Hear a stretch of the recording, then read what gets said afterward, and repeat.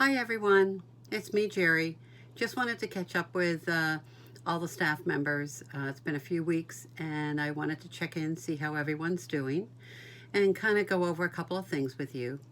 So last week certainly we went into the yellow phase, and that has loosened up a little bit more on some of the restrictions, but we're still in that stay-at-home order, as well as we can't go into certain retail places, restaurants to eat in.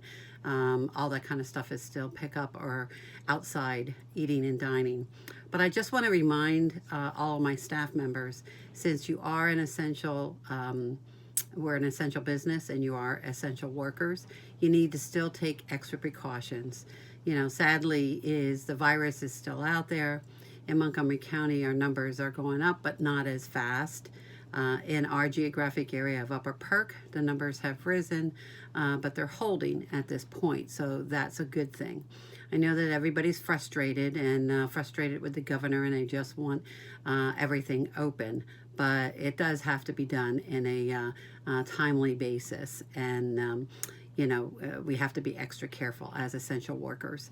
So what does that mean for you guys? It means that you still need to be doing your checks, checking your fevers, your temperature for fevers, checking other symptoms. If you wake up with a sore throat, a cough, any respiratory symptoms, that sort of thing, you need to report it to the office right away. Certainly we do have the check-in with Generations, that when you answer a question such as you are running a fever, it's going to alert us. And if that happens, you need to call the office, because either we need to override it so that you can actually do a login, or we need to remove you from the case, and maybe some follow-up monitoring that needs to be done. Also, I need to make sure that you're still doing the checks on patients. I saw a couple of patients came through that are running low-grade fevers and respiratory symptoms. We're monitoring them along with the family on what's going on. Most likely everything so far on patients has been maybe their congestive heart failure or a minor infection. It hasn't been COVID that has affected them, but it's something to still be aware of, and you still need to do on a visit-by-visit basis for all of your patients. If you have a patient that doesn't have a thermometer, let us know. We just ordered 12 more because we are getting new patients, and we want to make sure that they all have thermometers in the home so that you can check that and record that prior to leaving your visit.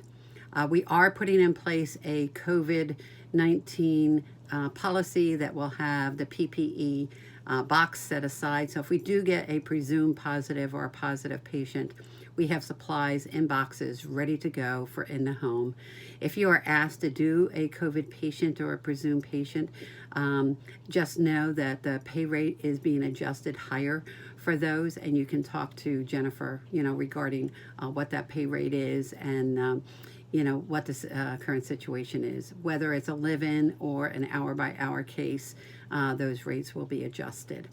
And you'll be getting copies of what the policy is, so that you know specifically what's requested. Certain things like, in a home there should be a dirty area and a clean area. You should be doing it now for all your patients, but really, if it's a presumed positive or positive patient, we need to have that clean area where the supplies can be kept, and where you can gown, and then certainly the dirty area where you can ungown, take your PPE off. I hope everybody has watched the video. I know I got a lot of people with the responses that they have, and thank you for those who have done that. For those of you who have not, you need to go back to your email, and you need to watch those videos on how to properly put on PPE and how to take it off. Because if we do get a positive patient in the home, it's really important that you know how to do that.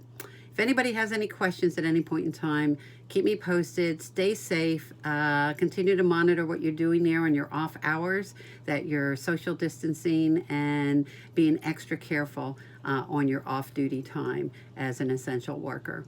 And I praise you guys highly for what you do every day out there. I thank you for taking care of the patients. We are one agency that has not had any transmission, and we want to try and keep it that way.